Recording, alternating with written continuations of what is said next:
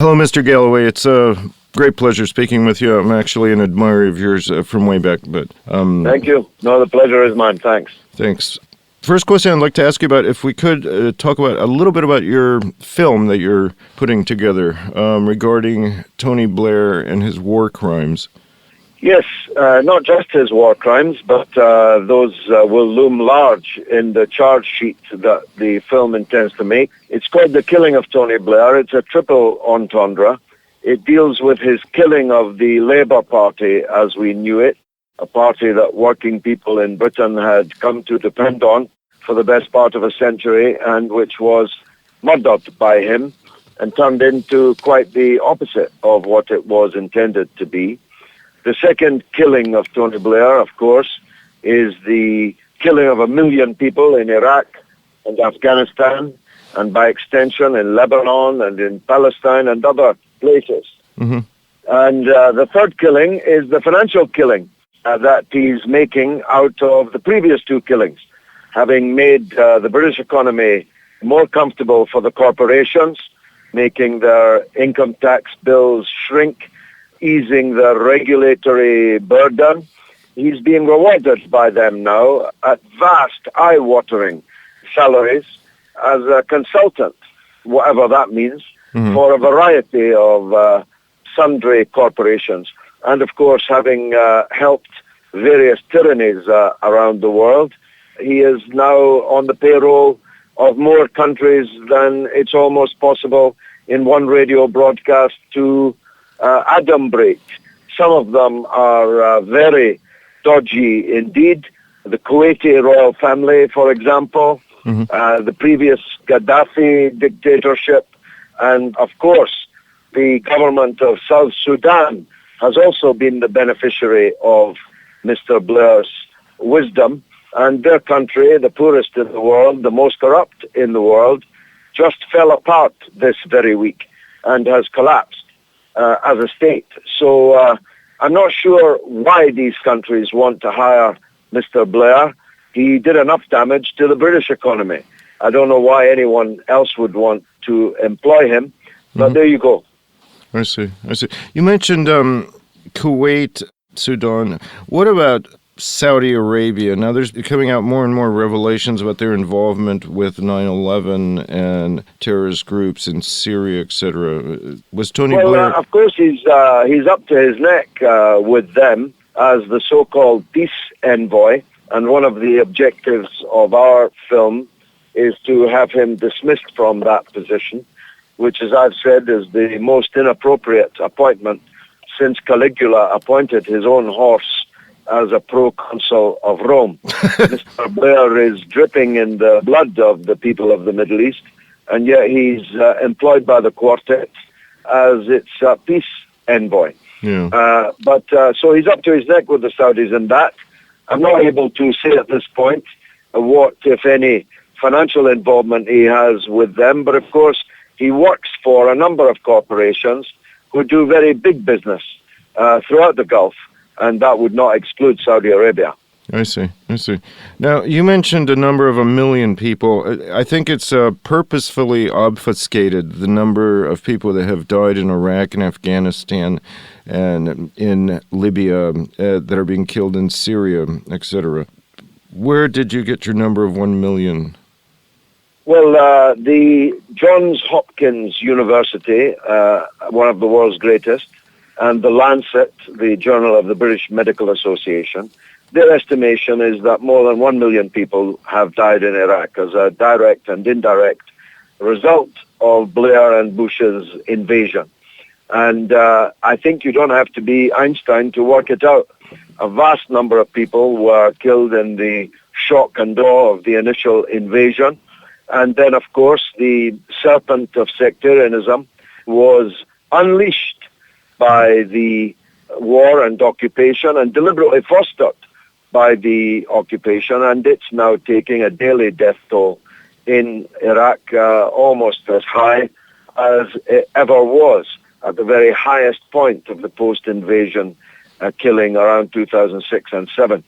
And of course, you rightly say, the same mindset, although Mr. Blair had gone from office, the same mindset is involved in the imperial attacks against Libya and the one that was putative attack against Syria, and also those plans that definitely existed for an attack on Iran. All of these things ran out of the same stable as the Bush and Blair stable. I see. Just a reminder, you're listening to an interview with George Galloway. You mentioned Syria. I'd like to compliment you. I feel you were instrumental in preventing another invasion. We watched your speech in front of the Parliament. Well, it's kind of you to say that. I must say that in a lifetime in politics, I don't think I ever experienced a better day than the day that in our debate in the British Parliament, my own speech being one of 2 or 3, perhaps 4, taken at the very height of the debate, definitely switched the audience, no doubt. And we only won by 13 votes, which means if we hadn't persuaded 7 people, if those 7 had voted the other way, then Britain would now be at war with Syria and Iran by extension, and with Russia and China on the other side. And that would be a catastrophe hardly worth thinking about. Now, I've heard you speak about conspiracy theories before and stuff. And I know you take a very realistic, show me the evidence type of stand, I think, if I understand properly. Yes, you're right. Do you think, this has been said several times by several people and some people I've interviewed, that they don't care, they would love to start, they meaning the banksters or the elites or the 1% or whatever you want to call them, it would be very profitable for them to start World War III, and they don't really care about anything. Up to a point, John, because if there had been war throughout the region, all-out war throughout the region, then you wouldn't have been able to purchase a barrel of oil, not at $150, not at $550. And the British and other Western economies would have slumped into collapse. So, of course, there are always some who profit from war, but few would have profited from that war, which is one of the reasons why I think the imperial powers have stepped back from it. It's a rather more complex matter. I don't buy the thesis that the 1% are organized in a kind of Bilderberg type formation. It's rather more complex than that. Oh, sure. The oligarchies and the political elites just all automatically face the same direction because they have the same interests by and large. They don't need a conference to discuss it. They don't need, even a telephone call between each other in order to coordinate it. They, as a matter of instinct, know which way to face in any conflict, in any big issue. And that's not surprising because, well, on the other side, I also instinctively know which way to face. I also can ask my question of who benefits, cui bono, and that gives me a diametrically opposite conclusion to them. So, and I don't need to consult anyone. I didn't need to consult Moscow in the old days, and I don't need to consult anybody now. I know what is in the interests of the mass of the working people and the poor and the downtrodden of the world. And I know what's in the interests of the rulers of the world. And I'm with the poor and the working people always. Wonderful to hear that. Very few people will dare, especially with some sort of power, will dare to take that position. I think your record has shown that that is entirely the case, and you should be commended for that. Well, I once said, John, to a certain senator, now ex-Senator Norman Coleman, in the U.S. Senate in 2005 when he was trying to push me around procedurally before we got started. I said, Senator, don't make the mistake of imagining that I'm afraid of you. I'm afraid only of God. And that's the way that I conduct my life. Just a reminder, you're listening to an interview with George Galloway. You're in the halls of power. I mean, you're dealing with things and you're witness to things that most people don't know about that are affecting everybody. I'd like to ask your opinion about all the illegality. I mean, where do they get this carte blanche? Well, John, I never put much store in their faith or faith in their attitude to legality. I think this is lipstick on a pig. The capitalist states and the imperial powers, this is all just window dressing. It's cosmetic. They talk about law, but they practice something completely different overseas. And now, increasingly, in their decline, they're practicing that same something different in their own countries. Let's just take one example. Edward Snowden's revelations, which were a signal service to humanity, for which he should get the Nobel Peace Prize, were treated by the British state as an act of terrorism. And the British state then began acting like a pirate.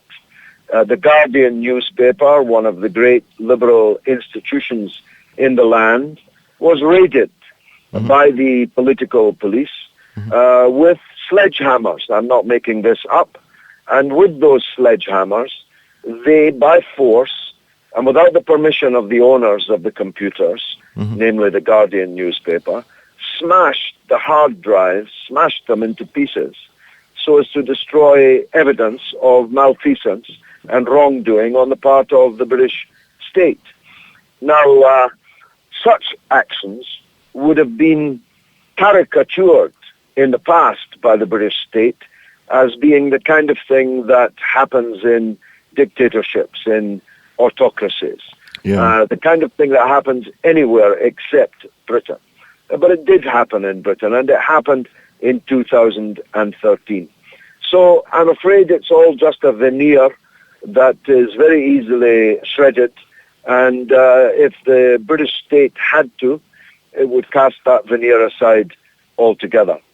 So I never place much faith in laws and justice. At the end of the day, all states will treat existential threats to their own continuance in exactly the same way. Do you think that the UK has lost a lot of sovereignty to the U.S., especially with all this NSA spying and stuff, or is that... No, I do. I believe that the British state has essentially rented itself out. I don't want to be too candid in the analogy, but I was going to say lapdog, but I tried not to. Well, it's worse than that. It has prostituted itself to the United States. The GCHQ at Cheltenham is doing most of the heavy lifting for the National Security Agency in the illegal vacuuming of the spectrum, and is collecting uncountable scores of millions of telephone calls, texts and emails every day across Europe and further beyond as these fiber optics cross the British landmass, coming from the United States, across the Atlantic and thence to Europe. Now, the British state is doing this through GCHQ because of the fact that there are more restrictions on the American state. Imagine, the American state is more circumscribed by law than the British state is. So the British hire themselves out to the U.S. to carry out those things which would be illegal in the United States and hand over the rest. And by the way, if we're talking of prostitution, the price is no more than a $20 hooker, metaphorically speaking. I see. We get £120 million per year for carrying out this crime against the world, hacking the telephone of other European statespeople. For £120 million a year, my goodness, how cheap do they think we are? Wow. Well, pretty cheap, as it turns out. Yeah.